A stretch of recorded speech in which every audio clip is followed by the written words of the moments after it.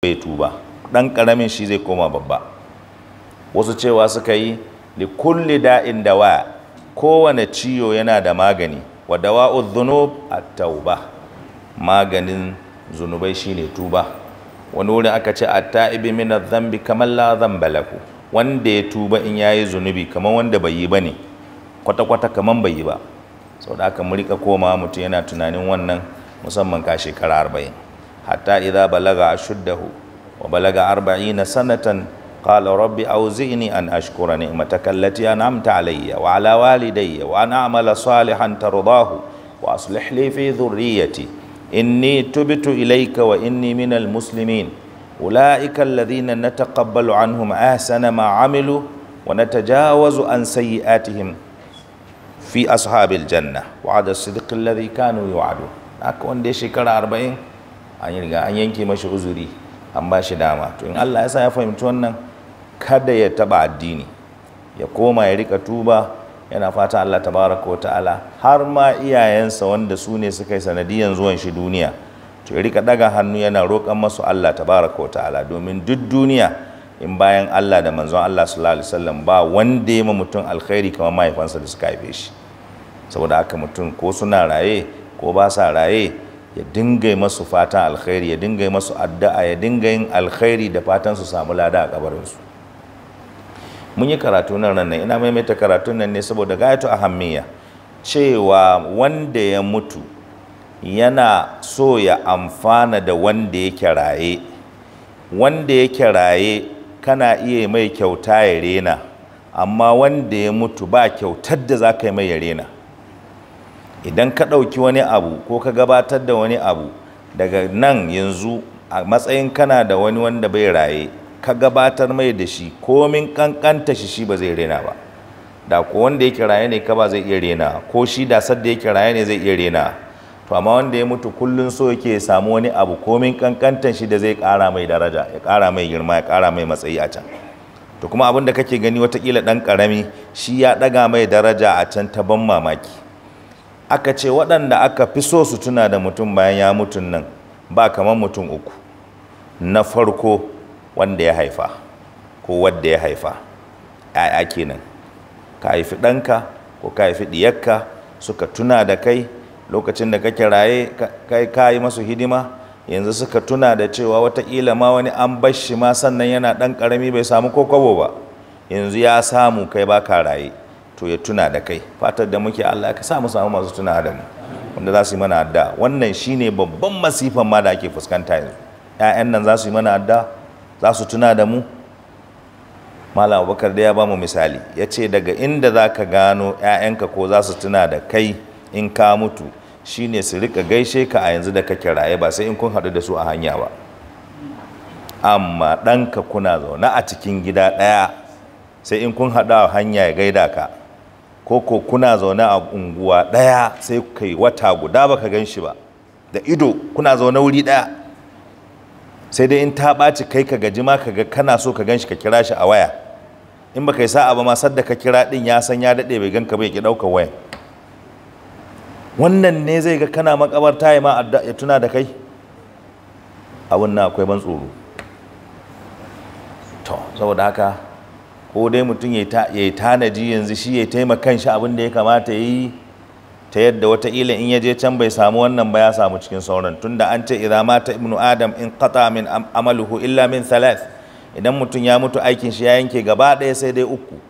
Aka ce sadaqatun jariya, ilmun yuntafa'u bihi, aw waladun salihun yad'u la. To in ka rasa wancan sai ka nemi wani. Saboda haka wannan shine abin nan. Aka ce na biyu wanda za a amfana da shi nan, ‘yan uwanka. Ka zauna da ƙannanka ne, yayyanka ne, kun yi zama mai daɗi, yau ka tuna da su, ka tuna da wani ya tuna da kai, ko kai ne in aka baka ka tuna da su waɗannan ‘yan uwan naka. Wannan abin Allah na son wannan aikin sosai, wanda ɗan uwanka ne ya tuna da kai. Kaga soyayya ce ta gaske, in zai ma addu'a soyayya yake ta gaske, har ƙarƙashin zuciyar shi yake addu'an nan. Abu na uku shine na aboki. Yawwa, barakallahu, abokinka. Kai ne yanzu za ka samu abokin da kake tunanin wataƙila ko bayan ka mutu ya tuna da kai. in ka je ka yi kwashe-kwashe to wannan kwashe-kwashen daga radda baka nan ba ruwansu da kai, amfaninka suke samu, me suke samu wani abu. Amma wanda da gaske yake yi har ga Allah a zuciyar shi yana son ka, wallahi bayan baka raye karshen ta sai ya yi ma alkhairin da bai ma ba ma sadda kake raye tare da shi. To amma wanda ba ai soyayya saboda Allah ba, babu. Waɗannan ukun su ne jigajigai, duk wanda zai biyo to bayan su zai biyo. Waɗannan guda ukun in suka tuna da kai bayan ka mutu, kaga masa babban alkhairi. Lahira ba wasa bace. Wanda ya je can shi ya san abin da ya taras, ko ya samu alkhairi sai da ya bakin ciki, domin sai ya tuno da ya sani da ba haka yi ba. To balle wanda bai samu alkhairi ba. Mun sha maimaita maganan nan, sadda mutum zai mutu zai ga masifar da bai taba gani ba. Bayan nan sadda za a fito daga kabari kuma zai ga masifan daga ita sai karshe.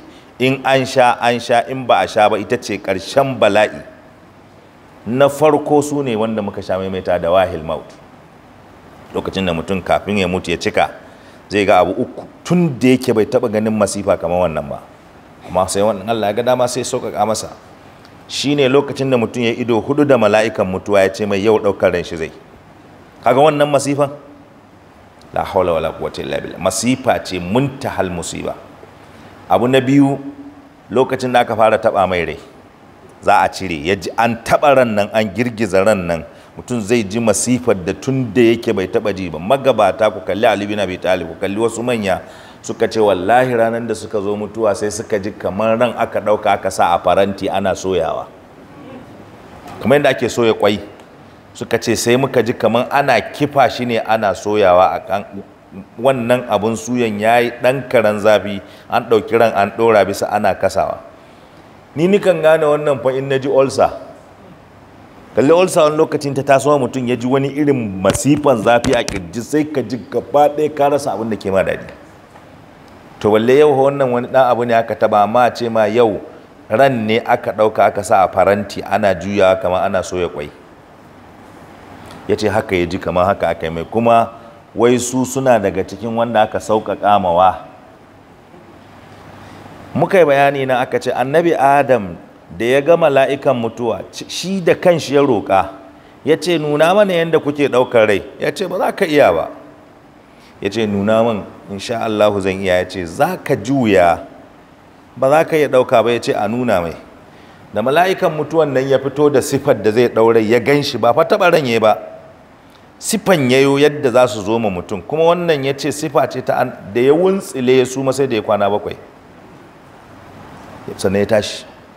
Ya ce to kaga wannan yadda na zo ma, ku ne annabawa ake ma haka, wanda ba ku ba da haka muke zuwa ba. Shi annabi Ibrahim sai ya ce ku diba Khalilur Rahman ne, sai ya ce wa mala'ikan mutuwan gwada man yadda kuke zuwa yanzu za ku ɗauki ran fasikai. Ya ce ba za ka iya ba, za ka iya ba. Ya ce insha Allah zan iya. Ya ce ba za ka iya ba. Ya ce insha Allah zan iya. Ya ce to ɗan kau da kanka. Ya ce da ya kau da kanshi, ya yi wata irin sifa, ya ji wani irin wari, ya ga ya fito da wasu irin ƙaho, wani hayaƙi na fita daga cikin abin hancin shi, ya ji wani irin masifa da wata irin kala, da ya wuntsile ya faɗi, ya jira shi, ya daɗe, Allah kaɗai san iya daɗewar da aka yi, aka jira shi ya farfado ya tashi. Ya ce na ce ma ba za ka iya ba, abin nan babba ne. Ya ce to wallahi ko da wannan fitinar kawai aka ban mutum ba sauran azaba in an je lahira ta isa. Wannan ganinka da na yi, wannan masifan da na gani, wallahi ko daga nan ba za a ƙare ma mutum komi ba, to ta isa. Dawahil maut. Na uku shine mutum ya tuno in an cire ran yau ina za a nufa da shi. Shin mutum yana daga cikin waɗanda za su tsira a kai ran shi ya fara ɗanɗana aljanna, ko yana cikin wanda ƙasa za a yi da ran nan tun daga yau a kai shi kurkuku ya fara ɗanɗana zafin wuta? Waɗannan su ake ce ma dawahil maut, ba abin da ya kai su tsoro. Ya ce to bayan nan abin da zai biyo baya, ran da aka ce kuma a fito yawmul hashri, ranar da za a fito da mutane a ce a tafi can inda za a je a yi taro a yi hisabi. Kagarar da za a fito a tafi wannan wurin, in ba wanda Allah ya rufa masu asiri ba. Wasu za su fito ga abin hawa a ce masu hau, wani ma shi kadai ne akan abin hawan shi zai hau a ce tafi, abin hawan ma'mur ne har zuwa inda za a, wasu su fito su biyu akan abin hawa, wasu su uku, wasu su 10, wasu ko a ƙasa, wasu banda a ƙasan an sa su za su tafi da ka za su tafi, wasu an zaro harshensu suna fitar da wani irin miyau suna tafiya da lalal abu, kowa na jin kyamar su ma filin a tafiyan kala annabi ya gaya mana mutane wajen kala 10 akai bayani wanda za su tashi da mummunan sifa kuma haka za su tafi.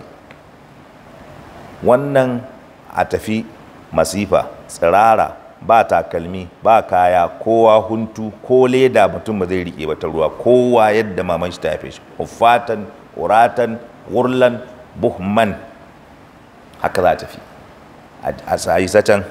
To a isa can babban masifa, za a auna ayyuka, za a ce ai hisabi, za a auna ayyuka, za a raba takaddu, za a je a hau siradi. Waɗannan abun tun da mutum ke ganin tashi hankali bai taba ganin kamar su ba.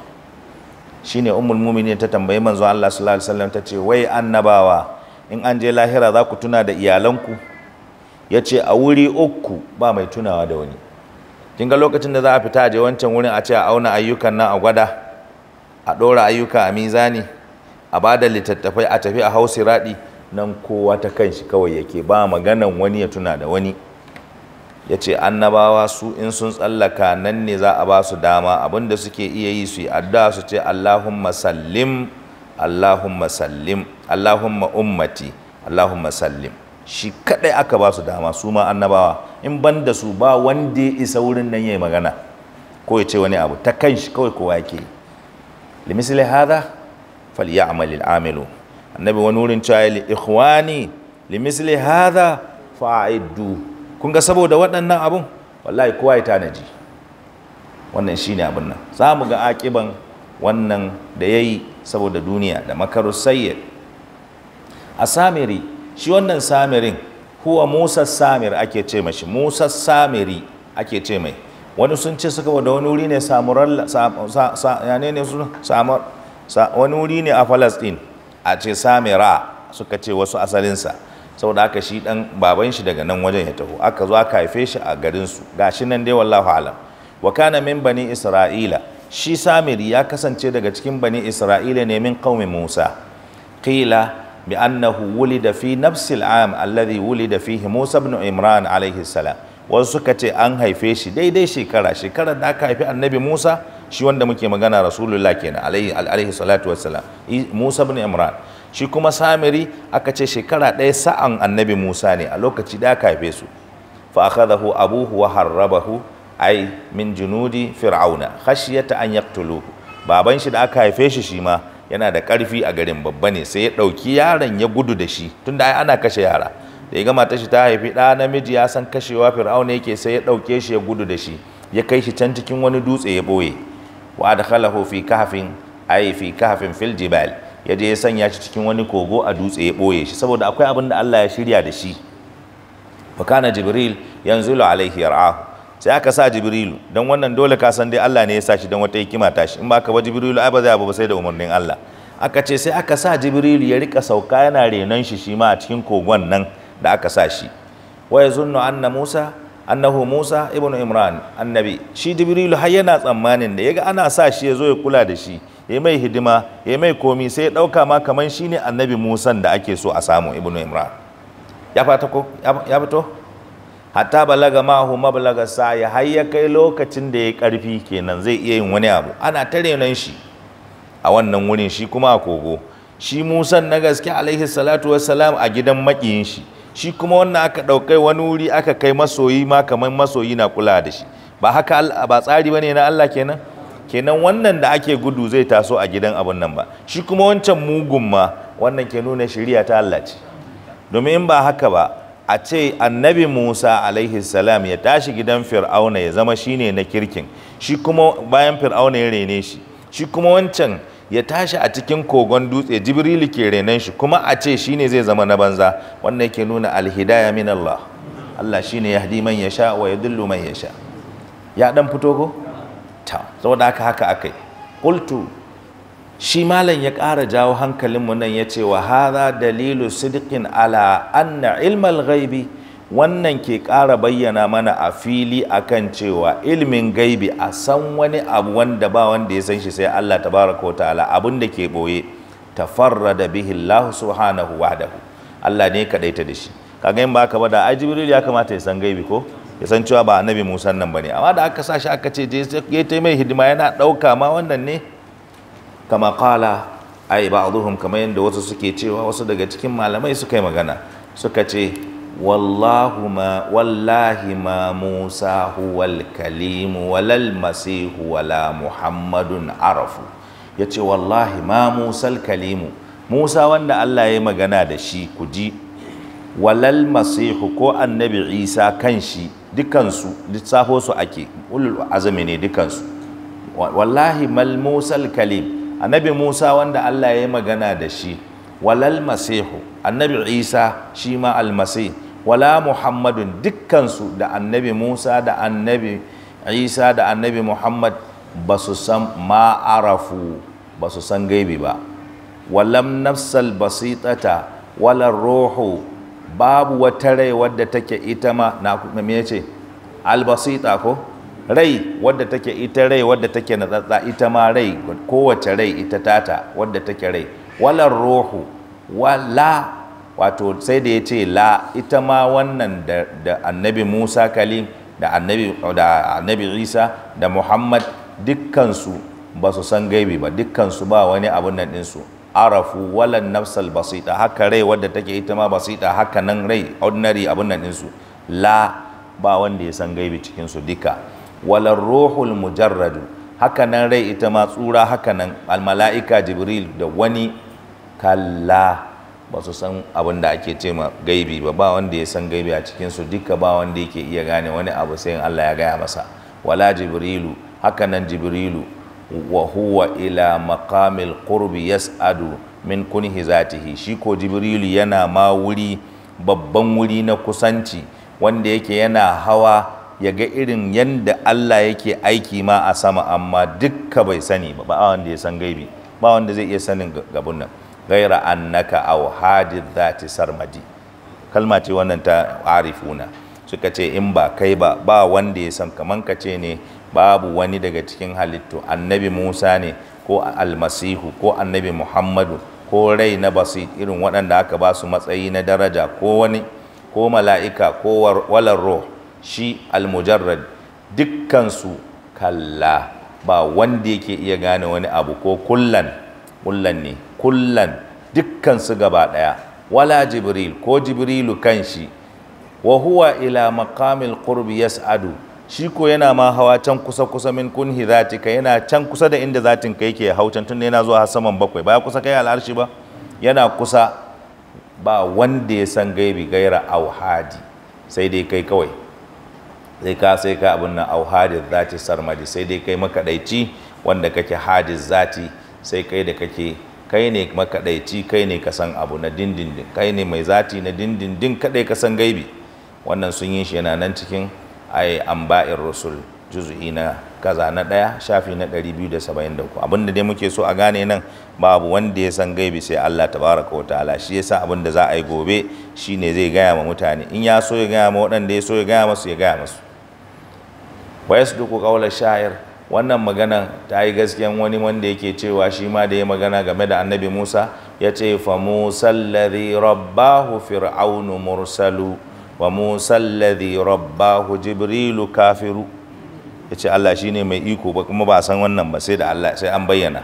Fa Musa alladhi rabbahu fir'aun, Musan da fir'auna ya rena, shi ko sai ya zama mursalun, ya zama manzo, an aiko shi.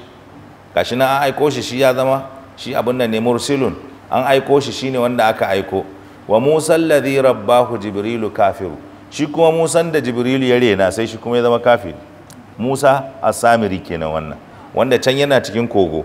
Shi Fir'auna wannan, shi annabi Musa ibnu Imran yana gidan Fir'auna, amma da yake shari'a ta Allah ce, aka dauko wanda ke gidan Fir'auna shine ya zama annabi. Wanda aka sa cikin dutse Jibrilu na kula da shi, Allah bai so shi da shari'a ba, shi kuma yasa ya zama kafiri. Ya fito?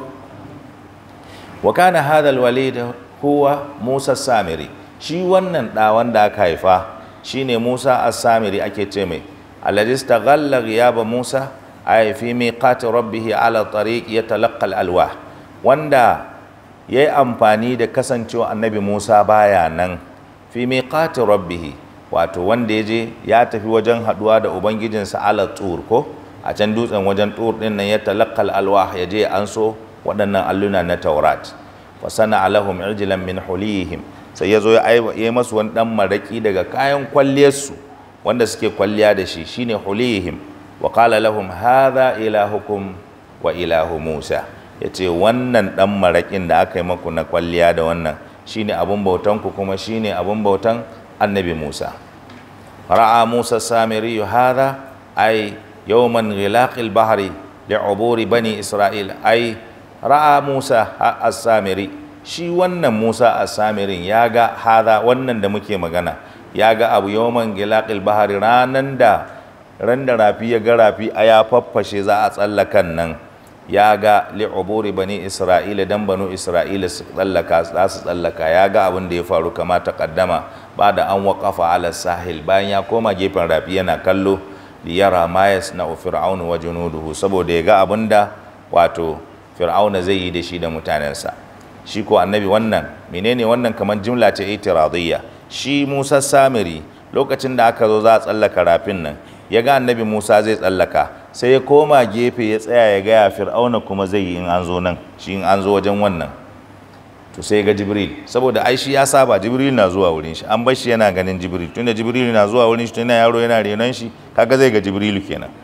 Ya ce sai ya ga Jibril a wannan lokacin sadda za a tsallaka rafin nan, ya ce ra'a Jibril bi amamatihi sauda ya khudul bahar bi farasihi ay haizu. Ya ce sai Musa Samiri ya ga Jibril a wannan lokacin da za a halaka, shi yana iya ganin mala'ika, an ba shi dama ya ga mala'iku, yana kallo ko ya ga Jibril da rawaninsa baki, ya khudul bahar, yana kotsa rafi, ya zo da dokinsa ya shiga da dokin shi da ake ce ma haizum. An ce wannan wurin Allah ya tsara abubuwa da yawa. Can baya da muka karanta in kun lura fir'auna da ya zo ya ga musulmi sun keta ruwan nan hanya 12 sun wuce, ai da ya zo cika baki yayi, ya ce kun gani saboda darajar shi, ko ya ce saboda darajar shi har rafi ma daga ganin shi ma ya buɗa masa ya wuce. Wai ba musulmi aka buɗa mawa ba, shi aka buɗa mawa saboda darajar shi, yanzu an buɗa mai hanya ya samu ya wuce kawai ba matsala, ya wuce kawai tsallaka, ya zuga mutanensa. Aka ce sai dokin shi ya ƙi shiga, da ya zo dokin nan sai aga alaman doki ya gane inda za a nufa, doki shi ya gane abin da za a yi abin nan ba. Sai aka ce sai Jibrilu aka ce shi ya hau wata godiya ko ya hau wani doki ya yi cikin ruwan kawai, shi ko doki da ya ga uwar shi godiya ma ta yi ciki, shi ma kawai sai ya bi. Suka mutanen Fir'auna da suka zo suka ga mai gida ya shiga, suka ba gardama, duk suka bi suka shige ciki, suka shige ruwan nan suka nutse. To shi Samir yana kallon su a gefe a wannan lokacin, abi farasihi istidrajan li farasa fir'auna, kun gani, saboda ai ma dokin fir'auna a rudi dokin fir'auna ya wuce, sai Jibril ya zo kan doki shi kuma ya gani. Nan aka tsaya. Qala al mufassirun, masu fassara sun ce, malaman tafsiri sun ce, ja'a Jibrilu ala farasil haya, shi Jibril ya zo akan wani doki da ake ce ma dokin rayuwa, wa hiya balqa ay untha, wata balqa ce ake ce mata mace, dodiya ce mace, la tasibu shay'an illa hayya, ba wani abu da za ta taba sai ya rayu, duk abin da ta taba sai ya rayu, duk abin da ta taba sai ya rayu. Bi ma'ana idza massatit turabi bi hafiriha dabbatil hayatu fit turab, aka ce kenan in ta taka kasa da kofatanta kawai sai abun sai a ga wani abu ya fito ya rayu. Shi ko da ya ga haka ya ce to akwai wani abu, bari ya balli wannan kasan, sai ya je ya zuba, saboda shi ma yana so ya wani abu wanda zai haukar da abun nan din mutane. Saboda haka shine yake cewa wa ya dauki daga min atharir rasul, ko ya dauki wannan abun nan ba, wannan ba su to ya dauka ya watsa cikin wannan wa khasu min ne asarir rasul. To wannan abun ne ya dau gurbin wannan, ta kwanta inda ta taka sai abu rayu, in ta taka abu sai abun ya rayu. Shi ko da ya ga haka nan sai ya damki wannan abu, tun da yana ganin Jibril, kun ji abin da yana kallon Jibril, shi la tusibu shay'an illa hayya, ba ta samun wani abu sai ya rayu. Bi ma'ana idza massatit turab bi hafiriha, ana nufin idan ta taba ƙasa da kofatanta, dabbatil haya fit turab, shikenan sai da abin nan rayuwa ta faru akan wannan ƙasan. Falamma ra'ahu Samiri ala tilkal farsa ay arifahu, yayin da Samiri ya ganshi akan wannan godiyan sai ya gane cewa Jibrilu ne. Wa qala inna li hadhihi al-faras la sha'anan aziman, yace gaskiya dokin nan akwai wani al'amari babba tare da shi, domin in ya taba abu rayuwa ake samu. Wa akhadha qabdatan min at-turabi min at-turabi al-hayy, sai ya ballo ya damki wani abu daga ƙasar da shi dokin ke takawa kenan, wanda da abun ya rayayye ya dauka ya rike ya boye da shi. Wannan shi yasa za ku ga Wahid Abdulsalam Bali yake magana cikin littafinsa wannan wiqayatul insan min aljinni wash shaitan, yake cewa idan ana so a yi mutum sihiri sai aka damki wani abu na jikinsa, wannan sihirin ya fi kowane sihiri muni, ya fi mutum tasiri fiye da kowane. Kamar a damki sawun shi, ko inda ya taka sawun shi, ko a yanki wani abu na jikin shi kamar gashin shi da ya je aski, ko a kaifar shi, ko a yanki wani abu na tufar shi wadda ta fi matsuwa ta tafi taba jikin shi, kamar a ce dan wandon shi ko yar singilatin shi da take taba jikin shi ko hular shi, a gutsuri wani abu jikin nan ko rigar shi wadda ta fi kusa da shi a jiki sosai. To na aka je aka ba shaidanun aljanu suka yi sihiri da wannan, ya fi kowane sihiri wahalar da wanda aka yi mawa. Allah ka tsare mu. Ku duba cikin littafin za ku ga ya yi magana kan wannan, ya yi maganganu da yawa. Wadda aka abun nan ne, da aka waɗannan da aka tsaka kalle su za a ga cewa shi ne wannan samiri ya yi, yadda muki wancan abu da aka ce ma abun nan ɗin haya, kuma zai haɗa abun nan ɗin da shi, in ya haɗa to abun ya fi muni sosai. Allah ka tsare mu. Wannan shi ne abun nan ɗinsu. Wannan abi ma'ana idza massati turabi hafiriha dabbal haya, to dai ga haka nan sai ya zo ya ɗauka kuwa. Ai falan ma ra'ahu samiri ala tilka al-farsa arifahu wa qala inna li hadhihi al-farsa ay fars sha'anan aziman wa akhadha qabdahu ay min at-turab al-hayy listiglalihi, kunji saboda yayi amfani da shi fi agradihi as-sihriyya. Kun gane ku dama wurin layi kuna wannan menene amfanin damkan sawun nan, listiglalihi fi agradihi as-sihriyya, saboda yayi amfani da shi a manufofinsa na tsafin da yake so yayi. Walla'ibiyatil khada'iyya, wasu abubuwa kamar waɗanda suke na wasa masu raudara wanda zai yaudari mutane. Thumma talaqa karrihi falahika bi bani isra'ila, sannan sai ya tafi kamar iska ya je ya haɗu da banu isra'ila su kuma waɗanda su ana ganin sun tsallaka, ya tashi kenan yayi kamar iska, tunda ai ya taba abu, ya dauki abun rayuwa wanda yake rayuwa da shi, wannan kasan da ya dauka, saboda haka shi sai ya daga kawai kamar iska ya je ya dira cikin su, tunda dama ana dauka da tare da su, shi bai bi fir'auna ba fir'auna yake bi ba.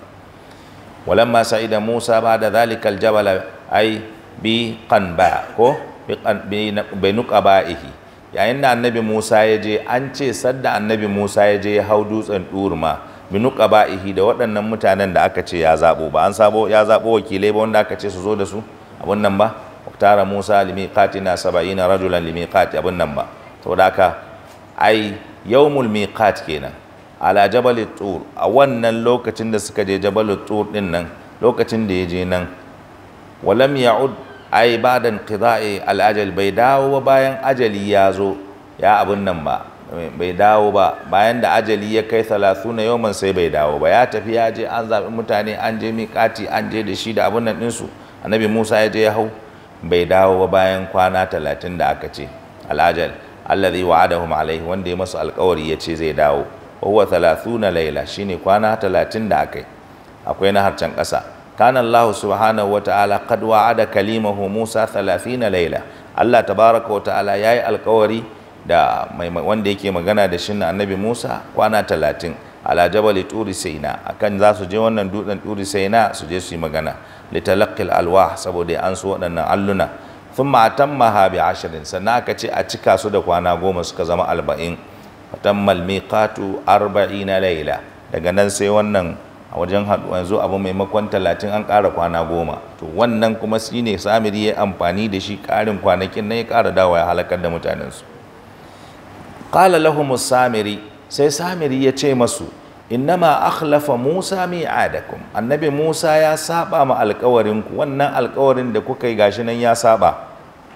Me yasa? Lima ma'akum min al-huluyi al-masruqa min al-masriyina, abin da yasa annabi Musa ya saba ya kidawowa, kyamakku yake ji saboda kun sato kayan abun nan na banu Isra'ila da za ku fito kun dauko kayan wasu, saboda haka yana kyamakku ba zai dawo cikin ku ba, kun dauko kayan sata kun yi banna.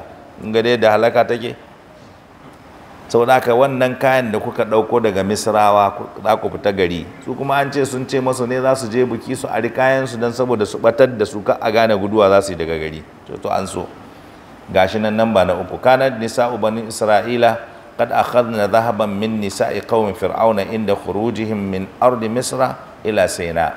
Aka ce wannan matan banu isra'ila su sun aro kayan kwalliya na matan waɗannan matan gari na fir'auna inda khurujihim min al-ardi, lokacin da za su fito min ardi misra ila sina, zuwa wannan wuri sina. Saboda haka sai ya ce annabi Musa ya ki ku ne dan wannan kayan da kuka dauko.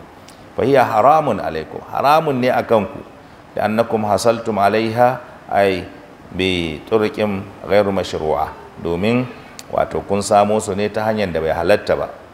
Wa talabahum bit takhallus minha, wato sannan bayan haka nan ya neme su ya ce ku kiyaye waɗannan abubuwa, ku san yadda za a yi ku raba kanku da waɗannan abubuwan. Wa ilqa'iha fin nar, ya ce ku tattara su kawai ku kawo su mu saka su wuta a huta kawai shikenan. Kuma sai annabi Musa ya dawo. Ga wannan mamakirci ne na biyu ko. Wa alquha fi'lan, haka kawai suka zo suka jefa ta a wutan a aikace yadda ya ce ayi suka yi. Fasana min tilka sabkiyya ay ijlan jasadan, da wannan abu da aka sa zinariya in ta shiga wuta za a iya juya ta abin da ake so a maida ta, sai a mulmula ta zama wani abu, kamar yadda suke sawa su mulmula abubuwan da suka ga dama yanzu. Da aka zo kawai ya samu wannan zinariya da suka bashi ya jefa ta a cikin wuta, haba malam sai ya maida ta kawai ya kera wani dan maraki da wannan zinariya. Sannan ba haka nan ya ɗauko wannan ƙasa da ya ɗebo a ƙarƙashin wancan doki, ba an ce da abin da ya taɓa sai zama rayayye ba, sai ya watsa a cikin wannan zinariya da ya gasa.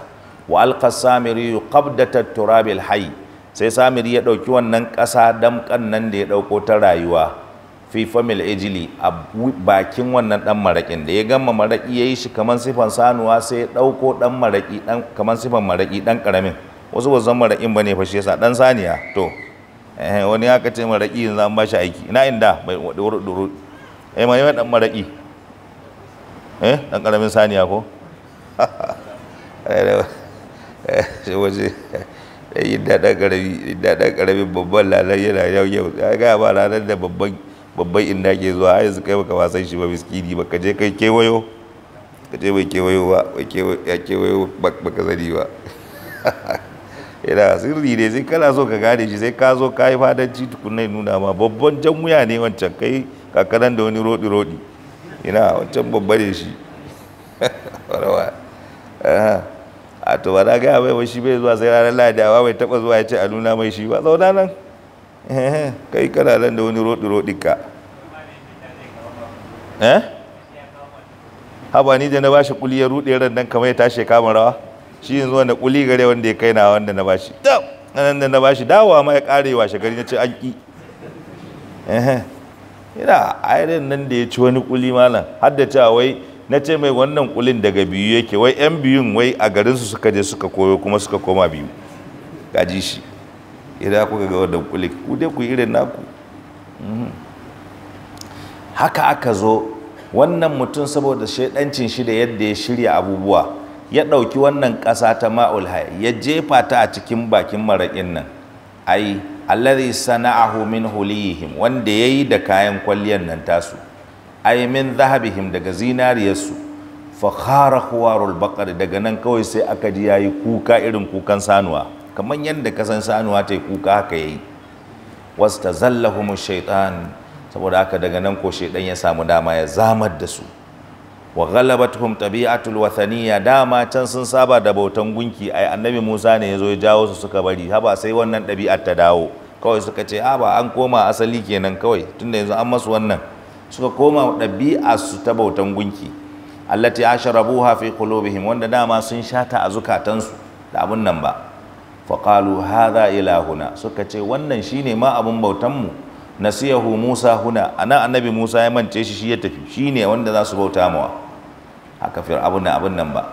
Wa kharaja lil liqa'i ala al jabal, ya tafi can za a hadu kuma kan dutse. Fa abaduhu wa raqasu hawlahu, suka koma suka bauta mashi, suka dinga zagaya shi suna rawa kamar yadda aka yakufuna ala asnamin lahum.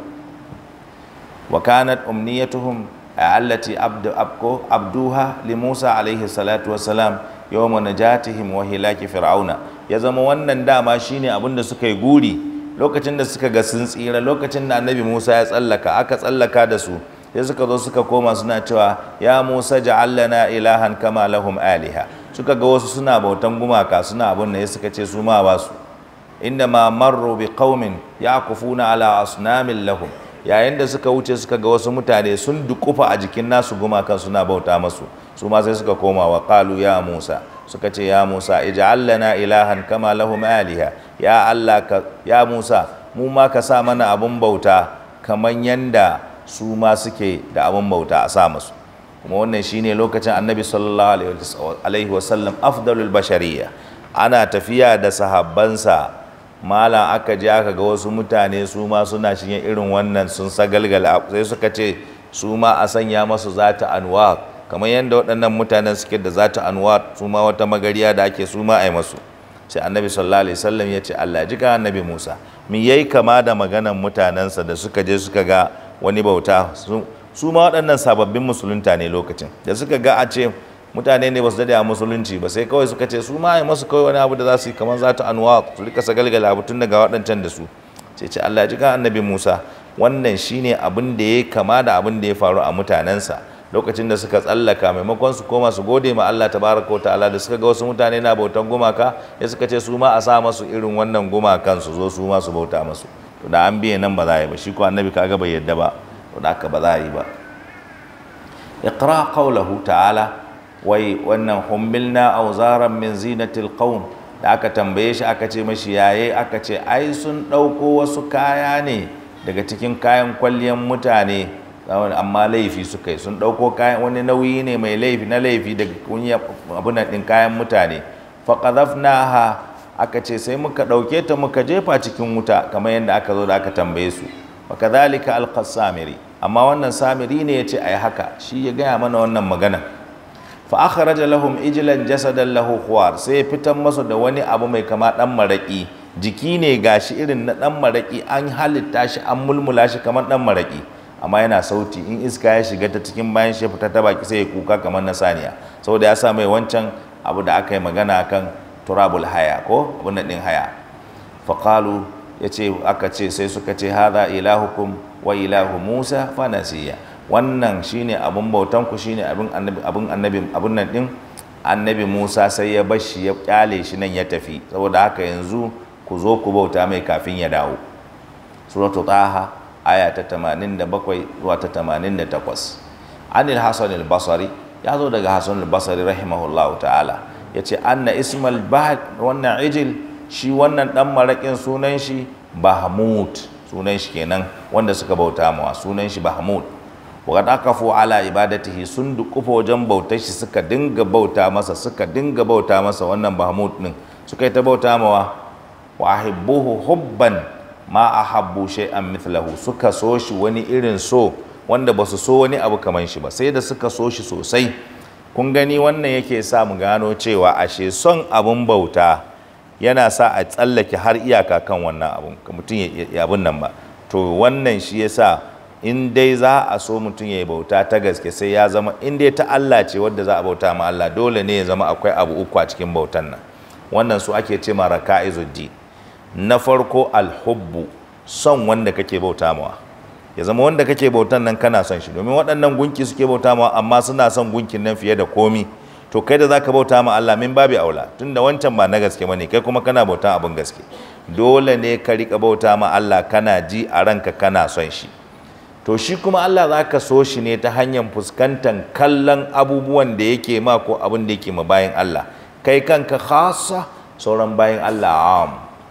Kai kanka ka rika kallon jikinka, ka rika kallon abubuwan da yake ma, ka rika kallon iska da kake shaka, ruwa da kake sha, kake wanka, kake hidima, ake azurta ka, a ciyar da kai, a shayar da kai, kuma babban abin ma ka ci abinci ka koshi ka je ka kwanta bacci, don kana da yaƙinin duk abin da ake yi za a yi ma. Za a tace abincin nan, wanne ya bi ruwa, wanne ya bi jini, wanne ya zama kaza, wanne ya zama kaza, har akwai wanda zai zo shi baya da amfani, ba a so ya tsaya a jikin, sai a tattara shi a sama wani wuri, in ka tashi sai ka kai shi bayi, shi kuma ka yar. Wannan aikin da ake ma mutum ya isa ya gano cewa ashe ana da wata manufa game da shi, ba ka ba za a yi sha banza ba. Halittar da aka yi ma da hidiman da ake ma don ka rayu, wannan zai sa ka gano akwai wata manufa da ake so da kai, ana so kai wani aiki ne kai ma bayan an gama ma wannan ka ci ka sha kai komi ba ka in ka auna jikinka ka gani ga kanan ga idanu ga kunnuwa ga kaza da kati kake saye na waɗannan abubuwan da kake nawa za ka saya, shiga bayi katin nawa za ka yi, wane ne ga haƙora ba mu taɓa jin wani nan ya je an wasa masa ba ya ce yau ya zo kama loma sun ki an ce sun dakushe sai an je an ce washi kuma a gaban ka an sha wasa karfe ga kafar ka nan ba taɓa mata alignment ba aka ce yau ɗaya ta cinye ta bar ɗaya ka je sayin takalmi ka ce ɗaya nan ba tara ɗaya nan ba goma, kafar nan da an baka kafa ɗaya ka san daidai take saboda aka yi kasa ga sunan abubuwa da yawa baka kuma gane sadda ka girma ba ma kaya kana iya kasa su sun ma yawa gobe ka zo kasa sun yi daidai yaushe ka ƙara tsawo baka sani ba ran yaushe ne ga watan ka za ka ƙara tsawo baka sani ba haka kuma za ka yi ta tsufa ba ka gane ran da kake tsufan nan ran da kake abun nan sai dai watakila ran da ka ga mala'ika tsaye ya ce mu tafi amma wa'azi an gaya ma tsufan nan mutuwa ba a mutuwa sai an ba mutum notice din nan shine da kai yaro ne ka tsufa da an haife ka kai ta bin wani kana baba kai yanzu kai ma suna bin kana baba wani habbaban baba jikoki ma sun zo suna ta bin ka sannan ba haka nan kana tafiya tsaye turmi sai yanzu ka koma sai ka dogara kana tashi da kyar da ka falla da gudu yanzu gudu sai dai kaga ana yi da baka da gashi a wasu wurare aka koma gashi ya fito a haɓaka ya fito a hamata ya fito a maraka da yana fitowa baki yanzu ya koma fari wannan ba wa'azi bane aka yi ma cewa za a zo wani rana a dauke ka kuma sai ka ce ba a ga wa'azi ba ka tsufa baka sani ba ka zo da baka da tangaram sai ka sa allura cikin zare cikin farin wata yanzu da gilas kake karatu wani ma ko da gilas din ya haƙura wannan ba wa'azi ba duk an yi ma wa'azi kwata-kwata to saboda haka waɗannan su ne abin da za ka tsaya ka kalla ka gane cewa an ma wa'azi to sai ka ji kana son wa Allah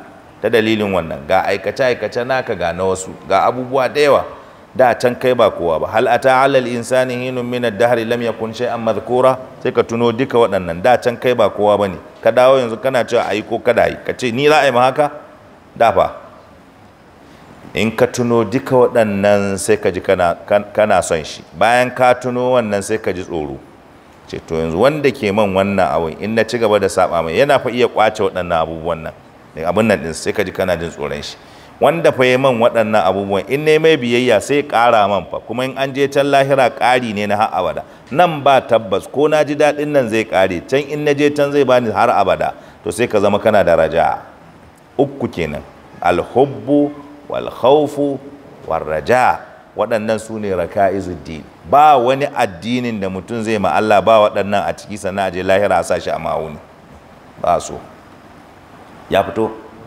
saboda haka waɗannan su ne abin nan ɗinsu haka an haɗa wannan sai a haɗa da shi a ce to shi kenan ya fito da haka waɗannan shi ne abin nan ɗinsu saboda haka shi da ya masu wannan suka koma suna son shi faƙala lahum harun annabi harun ya ce masu ya qaumi ya ce ya jama'ata innama futintum bihi wannan abun fa an fitine ku da shi ne don ya raba ku da addininku wa inna rabbakumur rahman ubangijinku ba irin wannan bane shi ubangijin ku aikinsa a bayyana ake gani shine mai rahama yana yin abubuwa wannan bai iya komi fattabi'uni wa ati'u amri ku bi ni ku bi umurnina kak ku saba man ku bi man ku man biyayya qalu samiri ya ziga su ko suka ce lan nabraha alaiha akifina hatta yarja ilaina musa mu ba za mu bari ba za mu doge ne muna dukufa kan shi muna bauta mai muna zagayawa har sai mun ga Musa ya dawo ba ka ce shine abin bautan ba kuma an manta to ba za mu bari ba har sai annabi Musa ya dawo suka rena Harun wa kana Musa alaihi salam qad istakhlafa Harun qabla dhahabihi lil miqat shi kuma annabi Musa ya wakilta Harun ne ya wakilce shi kafin ya dawo lokacin da ya tafi wancan wurin qala yace mai qala ta'ala wa qala Musa li akhi Harun akhlifni yace ma mu annabi Musa ya ce ma dan uwansa Haruna akhlifni fi qaumi ka wakilce ni ga mutane na wa aslih ka kyautata ka yi abin da ya dace wala tattabi sabilal mufsidin kada ka yadda ka bi hanyar mabannata ko wani abu zai faru kakka yadda walamma ankara Haruna alaihi yayin da annabi Musa annabi Harun ya masu musun wannan ashba'uhu darban suka rufe shi da duka hatta kadu yaqtuluhu har sai da suka kusa kashe shi ma saboda ba sa son wannan magana suna ganin shi bai kai matsayin da zai hana su ba su a ganin su ya kamata in ma za a yi masu magana annabi Musa ne wa qabala audati Musa ilaihim, kafin annabi Musa, nan ku dan samu dan ta'un din akwai dubu kanta, ba wa audati ba audihi bane, wa qabala audati Musa dan akwai ismu fa'il, da can da abun nan bane da ba za a sa ba, da ba za ka sai a kifane shi. Wa qabala audati Musa ilaihim, kafin annabi Musa ya dawo zuwa gare su, kun ga wurin kana Allah qad akhbarahu bi ibadati qaumihi lil ijli, kafin ya dawo Allah ya bashi labari cewa mutanen ka sun bauta ma dan maraki. Qala fa qala ta'ala, Allah ya ce qala fa inna qad fatanna qaumaka min ba'dika wa adallahum samiri, yace mun fitini mutanen ka bayan ka baro su, mun fitine su, amma wanda ya batar da su sanadiyan batarwa shine Samiri. Wa'ada Musa ila qaumihi ghadbana asifan, haka annabi Musa ya dawo zuwa ga mutanensa yana cike da bakin ciki da damuwa, ba da an talaqqal alwah, bayan ya anso allunan nan. Wa ra'ahum Musa ala al-bu'di yakufuna ala al-ijli ya'budunahu, annabi Musa da ya dawo kafin ya ƙara soma wurin su ya hange su daga nesa, ya gansu sun dukufa kawai ba abinda suke banda bautar dan marakin nan, sun kewaye shi suna bauta masa. Wa yarqusuna hawlahu muka'an wa tasdiya, suka koma kusa da shi suna tafi suna fito, suna tabi suna bautan dan maraki, ga tafi ga fito suna tai. Fastawla alaihi ghadabu shadid, dan ne nan take ne fa bakin ciki mai tsanani ya lullube shi. Wa thara thawrata arima, nan ne wani irin yunkuri mai muni. Wa alqal alwaha, ya jefar da allunan nan min yadihi ala al-ardi fi thawratihi, a cikin wannan damuwa da ya ji bakin ciki da ya hanko abun nan ba. Wa qila annaha kusirat, har ma aka ce wasu sun kakarere akan wannan. Kaga wannan yasa yana nuna mana cewa annabawa sukan yi bakin ciki, sukan yi fushi sosai da aka saba ma Allah tabaraka wa ta'ala. Wa aqbala ala qaumihi qailan, ya koma ya fuskanci mutanensa yana cewa ya qaum, yace ya mutane na, alam ya'idukum rabbukum wa'dan hasanan, ubangijinku bai maku alƙawari na gaskiya ba, yanzu abin da aka yi alƙawari shine kuka saba. Fatala alaikumul amadu, yanzu lokacin nan har yayi maku tsawo daga kawai in je in dawo kuka bata. Am aradtum an yahilla alaikum ghadabun, ko kuna so ne wani fushi ya sauke gare ku, kuna so azaba ta same ku ne min rabbikum fa akhlaftum maw'idi, wannan yasa kuka saba alƙawarin da muka yi na cewa gashi. Ai faqasaw ala Musa, ai wannan faqasaw ne, sai suka zo suka koma suka ba annabi Musa labari. Faqasaw ala Musa ma hadatha min as-samiri wa kayfa sana'a lahum ijlan abadu, sai suka koma suka ba annabi Musa labari abin da ya faru, ma hadatha min as-samiri, abin da ya faru daga Samiri. Wa kayfa sana'a lahum ijlan abaduhu, yanda suka yi masu dan marakin da suka bauta mawa, yaya aka yi kuka bauta ma dan maraki, suka ba da labari ga abin da Samiri ya yi masu. Fa aqbala Musa ala akhihi Harun, saboda haka annabi Musa ya kalli dan uwansa Harun. Fa amsaka bi lihiyatihi wa bi ra'sihi, ya kama gemunsa da kanshi, bi unfin da ƙarfi, wa qaswatan qailan, da rashin tausayi, ya ja sosai, ya ce masa ma mana aka idh ra'aytahum dallu alla tattabi'ani afa asaita amri, mi ya hana ka lokacin da ka gansu sun bata baka biyo ni ba? Afa asaita amri, yanzu ka saba umarni na ne da nace ka kula da mutanen nan, ka tsaya da su, sai ka bari gashi nan sun halaka. Wannan abu ya nuna annabi Musa ya samu damuwa matuƙa, ya faɗi wannan magana. Fa ajaba Harun, shi ko annabi Harun ya kalli wannan magana. Qala ya ibna ya ce ya dan uwana. Wannan yasa wani lokaci malamai suke cewa me yasa mutum idan ya tashi koda ya suke da abun nan sai ya ce ga dan uwana, baya cewa ga dan ubana, ko aka ce saboda aksariya jingina mutum ga uwa ya fi tausayi, jingina mutum ga cewa dan uwanka ne ya fi ya ji tausayin ka fiye da ka ce dan uba ne. Dan uba fada ake da shi, saboda haka ce wani abu da ke fitowa a yatsa nan wai sai a ce yan uba ne su fitine ka, da ka sa hannu aljihu ka ji in ka tsige shi wani lokaci ya zama ma wani daga na ya zama kakkarai, aka ce yan uba kenan. wanda ce yan uwa ba su da daɗi kenan, ba su da daɗi abin da ɗan uwa ya fi. Tuntuni can galibi cewa aka yi ana iya wani lokaci su yan uba in ana zaune a lafiya ne su kwace su ce ɗansu ne, amma da za a samu masifa kuma ya je ya ciye cikin yan uwansa, ya fi tsira ɓangaren da ke cewa ɗanmu ne a wajen uwa fiye da waɗanda suke cewa ɗanmu ne a wajen uba. Lalacewar da za ka yi waɗanda suke da alaƙa da yan uwan taka su bakka, to yan uba sun bakka tuntuni su in an kalla kaga wancan la girgida kai ko ya gasu da shi ba oh ya kodi da yana ji ciki abu yan uba sun ji mai don haka nan annabi Musa da ya tashi ai asali shi da Harun wasu ɗaya uban su ɗaya, amma da ya tashi bai ce ya ɗan uba ba ko ɗan wani, sai ce ya ɗan uwana, dan yana ganin zai fi tausaya mai iya jingina shi ta wajen mama. Yanzu ka kalli gida wani lokaci in kuna da yaro ɗaya kamar kai ne babba a gidan, to kuna da wani ɗan ƙarami mara ji, idan ya tafi wajen baba ya kai ƙara ya ce ka ƙi wani abu ya ce tashi gaba wuri ubanka kai da aka ce kai kaza ka ƙi, amma ya tafi wurin uwarku ya je wajen mama ya makalkale wurin ne ka ji ta zo ta kira ka kawai ta ce zo tana neman ka ka zo kanan ku ne ku taimake shi, mama wannan fa ya ƙi abu ta ce to ya za a yi da shi hannunka zai yanke ne ka yar, dan uwanka ne ka dai taimake shi, in ba a yi mai ba kuma ta yi fushi ce wallahi in ba a yi mai ba ni fa ni na haife ku, to zan ce ina son wani ba na son wani, ku taimake shi dai. A ce mama wannan wallahi bai ji, ta ce a dai mai, dole sai ka daure sai kai mashi haka nan, ka daure sai ka yi ta tsiya, da an zo wani lokaci ko rara ko shaka ya ruga can ya laɓe ta ya zaman shi can wurin, ka je ka ta neman shi ba ta ce yana nan ka biyo shi kaza za ka taɓa shi ya ce mama ce kai kyale shi rubu da shi, wallahi yau za a ba shi kashi ta ce ka rubu da shi, na ce ni na san yadda zan yi da shi, ba ta san kuma haka za ta bar shi ya tafi shi. Uwa ta kyale ɗanta ɓacin ya kai ɓaci, duk abin da aka yi in ya je kai wurin ta ya je kai ƙara, wala sai ta ce kawai a kyale shi, in kuka kyale shi kuka yi banza da shi kuka ce ba ku ƙare mai komi, ya ta kira ku duka ta ce a zo a zauna, in ba ku yi mai ba wa za a yi mai, wurin wa za a ya wani yake da shi da ya fi ku a duniyan nan, duk wa yake da shi wanda ya fi ku, da aka dole a yi mai, to ai bai ji ce oho hankali Allah zai shirye shi, ku rika adda Allah ya shirye mana da shi a dai mai. Wanda suka ɗanɗana wannan duk sun ji. To saboda haka an fi tunanin a tausaya ma mutum in ka kira shi kace dan uwanka ne, kuma duk inda zaka gabatar da mutum ko dan uban kuka hada juyawa kake kace dan uwanka ne, baka ca dan ubanka ne, in ka je wani wuri a ce ya kuke da wannan kace dan ubana ne, ca kake dan uwana ne, ko da ma uban kuka hada da shi baka faɗi a gaban shi gaban mutane kace dan uba ne, in ka ji ka gaya masu wani a gefe ne kace uba muka hada da shi ba uwa ba yan uba muke, amma shi gaban shi in an zo ka gabatar da shi wani wuri ta za ka yi dan uwana ne, haka ne ko to sau da haka shi Harun alaihi salatu wassalam ya koya mana hikima da ya ji annabi Musa ya zazzagai ya ji masa ya ja mashi gashi ya ja masa gemu da abin nan ba, ya ce yabna umma, ya ce ya dan uwana innal qauma stada'afuni, mutanen nan sun rena ni, sun ga rauni na, nayi masu magana sun ga rauni na, wa kadu yaqtulunani, har sun kusa ma su kashe ni, fala tushmit bil aada, kada ka sa abokan gaba su kare mana dariya, kuma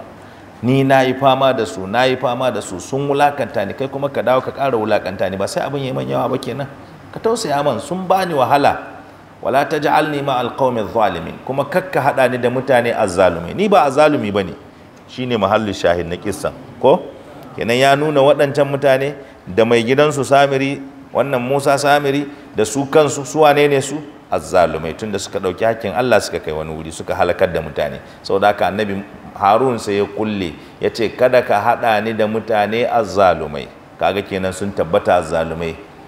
Wa fi surati Taha qala ai yabna umma, yace da dan uwana la ta'khuz bi lihiyati wala bi ra'si, ya ce kada ka kama kai na gemuna da gashi na kai irin wannan ja gaban mutane ka wulakanta ni, inni khashitu an taqula farraqta baina bani isra'il, na ji tsoron kada ka ce ne na raba kan banu isra'il, domin lokacin da na ce zan bi ka ai za a balle ne wasu su tsaya nan ni kuma in tafi da wasu, kaga na raba kansu kenan, dan da aka raba kan mutane ba shi da kyau, an fi so mutane su haɗu wuri guda ƙarfi guda, da yanzu a haɗa muke ƙarfi guda, cin kacar da ake mana a ƙasar nan da yanzu ba zai yiwu ba, amma mun koma kowa a matsala ma ta zo ma wai a samu mahaɗa a kanta mu fito mu ce an mana ba daidai ba, wannan sai yayi nan wannan sai yayi nan wannan sai yayi nan wannan sai yayi nan, bayan abu ne a fili kuma kowa ya san gaskiya.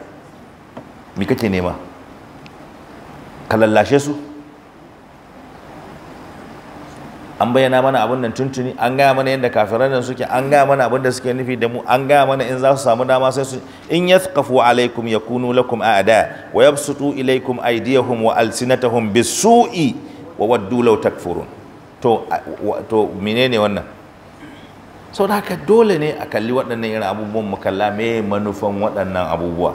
Yanzu kuna ganin wannan matan da ta yi wannan ɓannan ba abubuwan da aka shirya ba ne a ce tun da ake kun taɓa ganin haka wannan mata ta zo ta yi wannan abun nan ɓanna iyayenta kuma sannan wani wai har ya ce wai shi ya je wai dalilin wai abin da aka yi masu shi an ji abin nan ba taimake ta an koma garin su an ba da estate fa gaba ɗaya ce wai ya ba su kyauta. Me yasa aka ba ta estate din nan ba dan daɗin aikin da ɗiyarsu ta yi ba?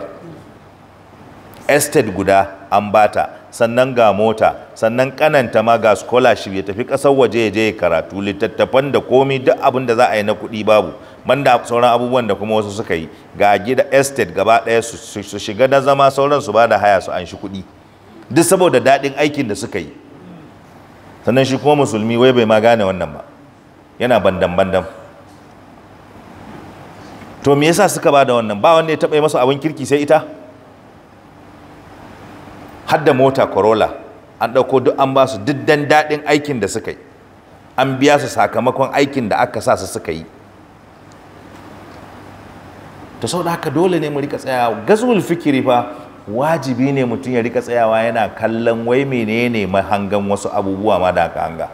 Wani kuma shi can sai koma ya ce wai to ai ma abun ma da aka yi ba hujja, kuma dama an ce albayyinatu alal mudda'i wal yaminu ala man ankara. Hadisin daban maganar daban, kiyasun ma al fariq. To ba duka haka ko ake bandan din shi ba? So haka wannan shine abin nan, ga abu kana gani ga wanda yayi ga abin da aka yi, ga ka ce wai kuma albayyinatu alal mudda'i wal yaminu ala man ankara. Kuma wannan shi wancan kadiyan irin wannan kadiyan ce da aka yi wancan magana akai. Kowane abu ba yana da abun nan ba, kamar yadda ayoyi suke da asbabun nuzul, hadisai ma na da dalilan da yasa aka yi su. Allah dai ban mafita. Kuma mutane suka fito suna ta inkarin da mutane suke yi akan ita abin da aka yi mata, to kuma ba su yi inkari akan ita abin da ta yi ba. Sau da haka mutum ya ta magana ya ce ga abin da aka yi, an yi hauka, an yi hamajiya, su kuma can su ba su yi hamajiya ba su yi hauka ba, su da suka tsokana. Allah ka ba mu haka fa aka yi lokacin da aka yi rikicin Kaduna, lokacin abin nan His Excellency, lokacin abin nan yanzu sai mu ce honorable kenan ko distinguished abin nan sanata Makarfi. Lokacin da aka yi wannan abin haka aka taso aka samu wasu mutanen nan fa kowa ya san yadda suka yo gangami daga can kafa daga ina suka shigo jirgi suka taho suka zo nan suka tare mutane suka yi ta cewa ba shari'a.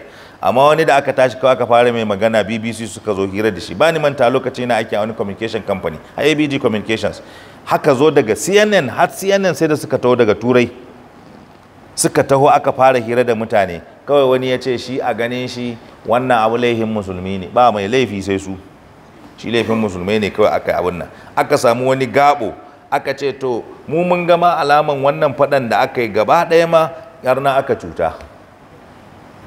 Ya ce zai iya yiwa. Suka ce saboda wai su sun zagaya duka sansani har NDA sun shiga wurare da yawa, su ba su ga musulmi a wajen ba, sai dai an na kawai suka gani, ya nuna duk su aka kokona ma gidaje ba su da gida, da suka gudu NDA sannan suka sha.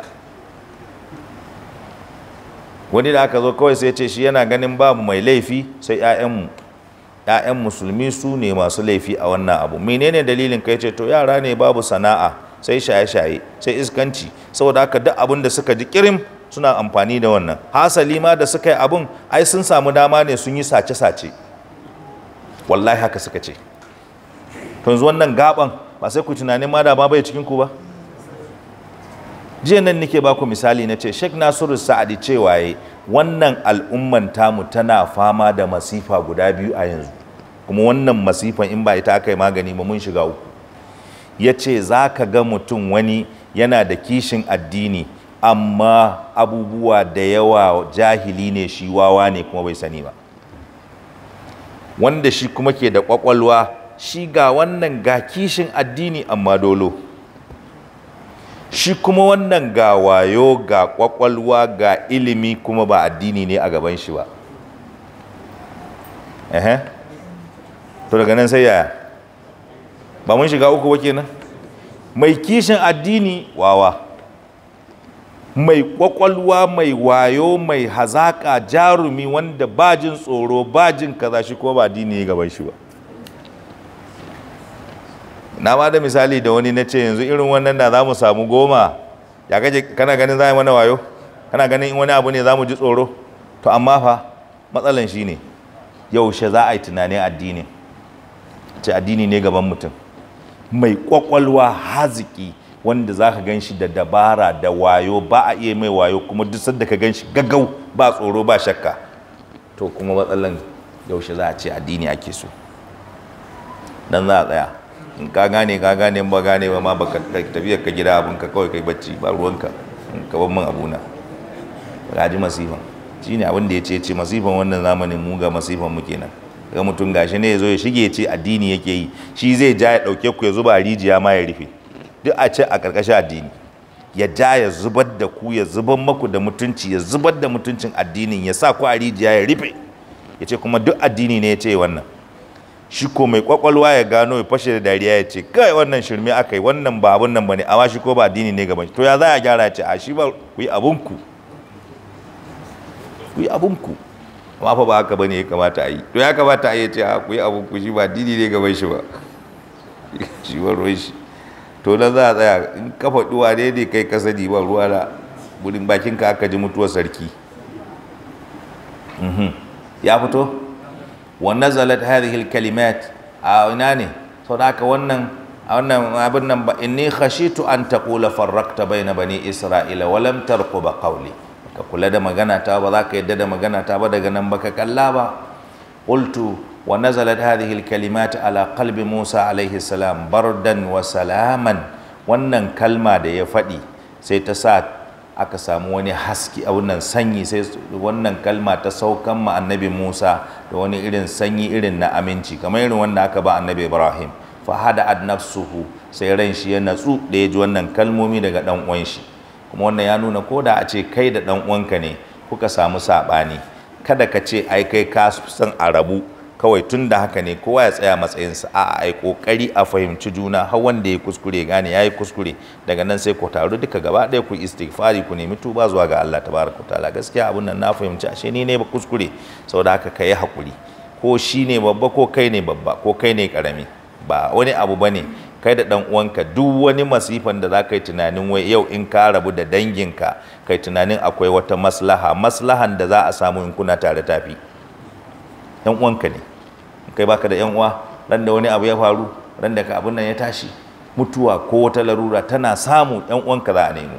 Duk yadda aka yi sai an ce ina yan uwanka. Ya fito ko? Saboda haka wannan shine abun nan ɗinsu. Saboda haka yi wannan da dalilin wannan sai ya ga to tunda yayi ma dan wannan wani abu, bari ya saka masa. Qala rabbi ighfirli wa li akhi, yace ya Allah ka gafarta man da ni da dan uwana, wa adkhilna fi rahmatika, ka shigar da mu cikin rahmanka, wa anta arhamur rahimin, ya Allah kai ne mafi tausayin masu tausayi. Wannan Sheikh Abubakar Mahmud Gumi rahimahullahu ta'ala yayi magana cikin wannan, a karkashin wannan yace da wannan ne ake nuna cewa babu abun da ya kai girma ko ya kai zumunci irin ka nema ma kanka da ƴan uwanka gafara wurin Allah tabaraka wa ta'ala, ka nema masu rahama. Kun ga annabi Musa bai tunanin bari ya ba Haruna wani abu ba, bai tunanin bari ya ba shi wani kyauta ba, bai tunanin ya wani abu ba, sai ga mafi girman abin da zai neman masu wurin Allah, Allah ya gafarta masa da shi. Don haka in ka nema ma mutum Allah ya mai gafara, Allah ya mai rahama, duk alkhairin da ya ma ka saka mai da wannan. Ya fito? Ku da karanta Rajul Azhan, ɗazu ma na ba da misalin nan ko? Ka je ka gani, za ga a wurin, a nan wurin abin da ya magana, ce wannan ya nuna kenan kai ma mutum addu'a da Allah ya gafarta mai ko Allah ya mai rahama, ko mi kai mai na ba daidai ba, ka saka mai in kai mai wannan addu'a ta irin wannan. Haga annabi Musa sai ya saka man an dan uwan shi. Qala ta'ala innal ladhina ittakhazul ijla, ai waɗannan da suka ɗauki ɗan maraƙi suka bauta mawa, sayanaluhum ghadabun min rabbihim wa dhillatun fil hayatid dunya wa kadhalika najzil muftari. Lalle wannan doka ce aka saukar, waɗanda suka ɗauki ɗan maraƙi suka bauta mawa, sayanaluhum ghadabun min rabbihim, wani fushi daga ubangijinsu zai same su, wa dhillatun da wani kaskanci fil hayatid dunya wa kadhalika najzil muftarin. Haka nan muke saka ma waɗanda suka yi ma Allah ƙarya, suka yanka ƙarya, suka jingina ma Allah. kaga daga ƙarshe ko ai aka kashe su, wanda suka yi su zo su taru, aka tara su a wani wuri, aka ce duk wanda ya bautar dan maraki to ya zo ya zauna a wani wuri. Tubar su mai tsanani ce, domin tara su aka yi wani wuri, aka ce duk wanda suka yi bautar dan marakin nan tubar su shine wanda bai bautan ba ya zo ya kashe su. Aka taru da iyaye da yaya, aka tara waɗanda ba su yi bautan ba, aka tara waɗanda suka yi bautan a cikin wani katon wuri, aka ce sai dai an masu rahama ɗaya, an sa masu duhu a lokacin mutum baya ganin fuskan wanda zai kashe, don kada ya ga fuskan shi su haɗa fuska da fuska ya ji tausayi. Amma aka ce duk sai sun kashe su, shine tuba su kawai. Wanda ya bauta ma dan maraki to ya yadda wanda bai bautar dan marakin bai kashe shine tuba su. Kaga tuba mai karfi babba kai masu. Yasa ake cewa al'umman manzon Allah sallallahu alaihi wasallam Allah ya sauƙaƙa masu abubuwa da yawa, tunda masu bautar dan marakin nan ba tuba za su yi da baki ba, cewa akai kawai su ba da kansu, su sadaukar da kansu, a sa su a wani katon hall gaba daya, wanda ba su yi bautan ba su kashe su. Kun ga masifan bautar da suka yi ta ja masu, ta jama wanda ma ba su yi bautan ba, tunda ai mutum yana ganin wanda yake so zai kashe shi, kuma shi lokacin shine da'a shi. An gane ko? Wanda kake so babanka ne ko ɗanka ne, yanzu kai zaka kashe shi da kanka, ai kaga kai ma ya ja ma masifan wannan son da kake mai, amma kuma dole ka yi bauta. A haka za ka yi bauta, ba ko ya sha wahala ba kenan. In aka kaurace ma Allah sai kaga an jawo masifar da sai ta shafi kowa. Haka aka yi masu. Thumma talaqa Musa alaihi salam tijaha ra's al-Af'i as-Samiri. Sannan annabi Musa ya juya ya fuskanci kan wannan kumurci shine Af'i as-Samiri kenan, wannan kumurci da ya ciji mutane dafi na masifa, don wanda ya cije ku ta aqida munin sa yafi wanda ya cije ku a jiki. Qala fama khatbuka ya Samiri, yace menene labarinka? Wal ma'ana ai ma sha'anuka wa ma alladhi hamalaka ala ma sana'ta, menene labarinka, me yasa kai abin da kai? Qala basurtu bima lam yabsuru bihi, yace naga abin da basu gani bane. Faqabattu qabdatan min athari rasul, sai na dauko ni ma na gutsuro na dan damko wani abu daga gurbin manzo Jibril kenan. Wa nabastuha, shine na dauka na watsa a wajen dan marakin nan, kuma ba wanda ya sa ni. Wa kadhalika sawwalatni nafsi, haka raina ya sa man kawai na ce bari in yi magani, kuma nayi. Arada bidhalika annahu ra'a Jibril ala farasil haya, yana nufin ya ga Jibril a wannan kan dokin rayuwar nan alhayati. Fa alqa fi dhihnihi an yaqbida qabdatan min athari rasul, saboda haka sai ya tunani akai, fa ulqiya, aka sa mai tunani kawai ya diba daga sawun wannan sakon ya dauka. Wa anna dhalika al-athar la yaqau ala jamadin illa sara hayyan, shi wannan gurbin da ya ɗebo ba a watsa shi akan wani abu sandarare, duk abin da aka ɗauka sandarare aka watsa mai wannan abu inda aka ɗebo sai ya yi rayuwa, sai ya yi. Shi yasa da ya watsa ma ɗan maraƙi ya koma yana sauti irin na shanu. Wa ma'ana fa nabathtuha ay fatarahtuha fil huliyil madhabba, yace al-mabsuka, yace al-masbuka, yace sai na ɗauke shi na watsa shi akan wannan kayan kwalliyan nan na zinariya wanda aka kera ala suratul ijli, akan surar dan maraki. Wa kadhalika sawwalat li nafsi, haka raina ta saka man ni kuma. Qala al-afqash, wannan akhfash ay zayyanat, shine sawwalat ay zayyanat ala akhfash, wannan lugha ne haka yace. Falamma sami'a Musa alaihi salam minhu dhalika, yayin da annabi Musa ya ji wannan maganan, qala fadhhab fa inna laka fil hayati an taqula la misasa, yace to je ka, an tsine mai kenan, kaman a ce an tsine masa. Ya ce kai ka tafi, kai abin da ka yi Allah zai saka ma daidai abin da ka yi, amma yanzu kai ko za ka tafi, ba wanda zai kusance ka a rayuwa, kuma sakamakon shine za ka riƙa yawo kana cewa la misasa, kada kowa ya zo kusa da ni. Duk wanda ya zo ko ya ce assalamu alaikum Samiri, Samiri sai ce la misasa, la misasa, la misasa, kada ku taba ni, ku yi nesa da ni, ku yi nesa da ni. Ai idhhab min bainina, kai nesa da ni, ka tafi daga cikin mu, wakhruj anna, ka fita. Fa inna laka fil hayati, shi kai a rayuwa ma damat hayyan, ma dumta ko ma dumta ko, matukar dai kana raye, ma dumta hayyan shine an taqula la misasa. Wa ma'ana la misasa ay la yamassaka ahadun wala tamussa ahadan, kada wani ya shafe ka, kai ma ba za ka shafi wani ba. An ce duk wanda ya bari Samiri ya shafe shi a lokacin sai kama ciwo kawai, duk wanda, saboda haka shi kuma in an shafe ciwo ya ƙara zafi, saboda haka dole ya rika la misasa, kada wani ya taba shi. in ka taba shi ciwo, in ka taba shi ya ƙara ciwo kai ma kai ciwo.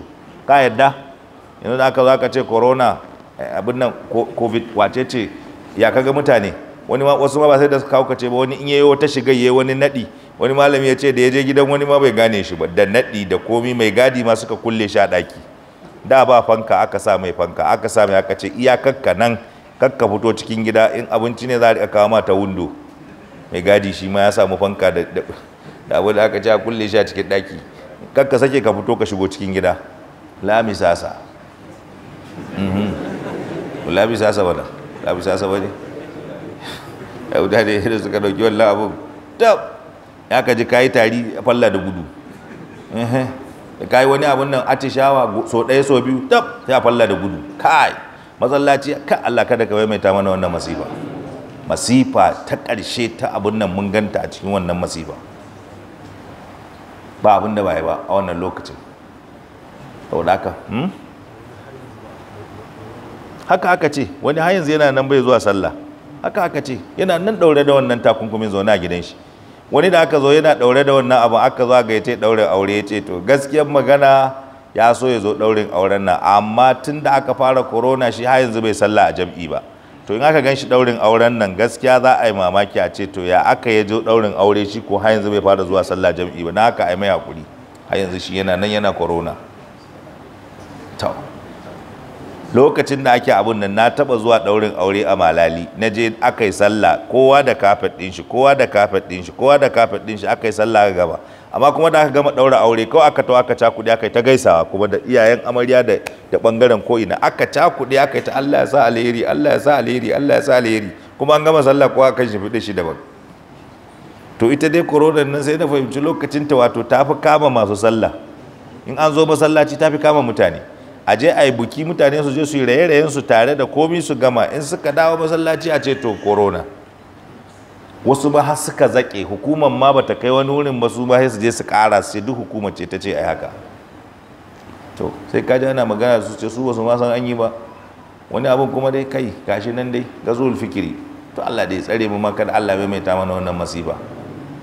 To da aka yi, aka zo duk wanda ya zo ya ce la ai wala tumassa ahadan wala tamussa ahadan wa kana idza masahu ahadun, kuji in wani ya haɗu da shi ya taɓa shi, hamma sai ya zazzabi, hammal mas wal mamus, da wanda aka shafan da wanda ya shafa ya su ƙara zazzabi. In ka haɗu da shi ka taɓa shi, shikenan sai mutum ya ji wani zazzabi mai zafi ya kama mutum, daga nan sai rashin lafiya.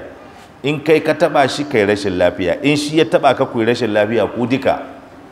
Walidhalika kana, saboda haka ne ya kasance ay yasbahu idha ra'a la yasihu, walidhalika kana yasihu, na kai koma yana ihu yana faɗi da ƙarfi in ya ganka, idha ra'a ahadan, in ya ga wani ya zo sai ya ce la misasa la misasa la misasa, kada ka taba ni, kada ka taba ni, kan ma ka ƙara sauri na, kaka ƙara sauri na. Ya ga zama cikin gari ba zai mai ba, ya ce kai sai dai ya bi daji. Cikin daji yayi ta bi yana la misasa har yaje can ya mutu, ko namomin daji suka cinye shi ko ya aka, Allah kada ya sani, ma dai haka suka ce, malamai suka ce can ya bi ya mutu. Qultu hadha fi dunya, wannan kun ga fa karshen azalumi kenan, tun anan duniya ga yadda ya kare. Amma fil akhirah, amma a lahira, fa qala lahu wa inna laka maw'idan lan tukhlafa, kana da alƙawari wanda ba za a saba shi ba, alƙawarin nan wa huwa yawmul qiyama, shine ranar kiyama. Ai anna laka wa'dan li azabika, kana da lokacin da za a yi ma azaba kai Samiri, wa huwa ka'inul la mahala, kuma wannan yana nan zai kasance ba makawa. Qala Zujaj, wannan babban malami ya zo ya ce, ai Zujaj ya ce ayyukafi'uka Allahu ala ma fa'alta fil qiyama, Allah zai saka ma akan abun da ka aikata ranar kiyama. Wallahu la yukhliful mi'ad, Allah baya saba alƙawari. Thumma qala lahu, sannan annabi Musa ya ce masa kafin ya tafi, ya ce wanzur ila ilahika alladhi zalta alaihi akifan, ka kalli wannan maraƙin da ka zo ka zauna kuka dukufa kuna bauta mawa a banza, inda yana da amfani bari ku ga yadda za mu yi mai. lanuharriqannahu, za mu kone shi wallahi a gaban ka, za mu kone shi gaba daya. thumma lanansifannahu fil yammi nasfa, sannan bayan mun kone shi ma za mu daddake tokar shi gaba daya mu watsar da ita a cikin teku ma ta zama daidaita ta a cikin rafi. Inda abun bauta ne ya za a yadda mai haka. wal ma'ana unzur ila ilahika alladhi dumta wa qumta wa qamta ay ala ibadatihi, ka tsaya ka kalli abun bautanka wanda ka dogara akai, ka dukufa akai, ka tsaya akan shi kana bauta mai. lanuharriqannahu ay binna, za mu kone shi da wuta. qala ibn abbas lanuharriqannahu ay qala binna, za mu kone shi da wuta. wa akhraja ibn abi hatim an ibn abbas radiyallahu anhu annahu qala, shi ibn abi hatim ya fito daga abdullahi dan abbas yake cewa ay kana yaqra'u lanuharriqannahu, shi nashi abun nan dinsa za mu kone shi. ai khafifatan, ai wannan yana sauƙaƙa abun nan din. Gashi can ƙasa yake cewa qultu ai taqra'u hakaza lanuhriqannahu, shi nashi lanuhriqannahu. wai maimakon lanuhriqannahu sai shi yayi shi da sauki, sai ya ce lanuhriqannahu ba maimakon nuharriqannahu sai ya ce lanuhriqannahu, za mu kone shi dai. wa yaqulu inna adh-dhahaba wal fidda la tuhraqu fin nar, wasu sai yana cewa ai zinariya da azurfa ba sa konewa a cikin wuta. ai abinda ake nufi bal wannan tastahallu bil mabradi thumma tulqa ala nari wa tasiru ramadan, abinda za a yi a kwankwatse ta da abin duka, wannan guduman nan a dauke ta a dandake ta kawai, sannan a zuba ta a cikin wuta sai ta koma toka sai a zuba. thumma lanansifannahu fil yammi nasfan, sannan mu jefa ta cikin watsar da ita. annasfu naqdu shay'il yadhhaba bihi ar-rih, shine a kwankwatsa abu saboda iska ya tafi da shi gaba daya. qala ibn abbas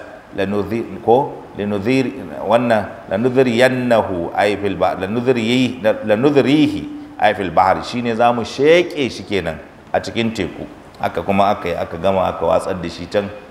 wa hakaza khasira al-makiru al-kadhab ay al-kadhab ad-dunya wal akhirah, haka nan wannan dai makiri lalatacce ya asara, ya makaryaci ya asara duniya ya asara lahira. wa dhalika huwa al-khusranul mubin, wannan shine asara babba. Allah ka tsare mu. inna fi dhalika la ayatan liman khafa azab al-akhirah, wannan abu da aka faɗi na kissan nan da aka bada labari, to akwai abun lura, akwai abun wa'azi ga wanda ya ji tsoron azabar lahira. sannan zalika yawmun majmu'un lahu nas, wannan ranar kiyama ranan ne fa za a tattara mutane gaba daya, kowa ya ga sakamakon aikin shi. in khairan fa khair, in sharran fa shar.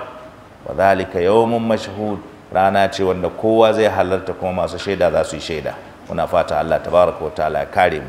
wannan shine kissa ta 11. in qaddara Allahu lana al-baqa, gobe za mu dauki kissa ta 12, kissan wani kuma Bal'amu bin Ba'ura ashabih bil kalbi. a'adana Allahu wa jarana. subhanaka Allahumma rabbana wa bihamdik, nashhadu an la ilaha illa anta, nastaghfiruka wa natubu ilayk. اللهم يا ربي يا ارحم الراحمين، يا ذا الجلال والاكرام، يا حي يا قيوم. اللهم صل على محمد وعلى ال محمد كما صليت على ابراهيم وعلى ال ابراهيم انك حميد مجيد.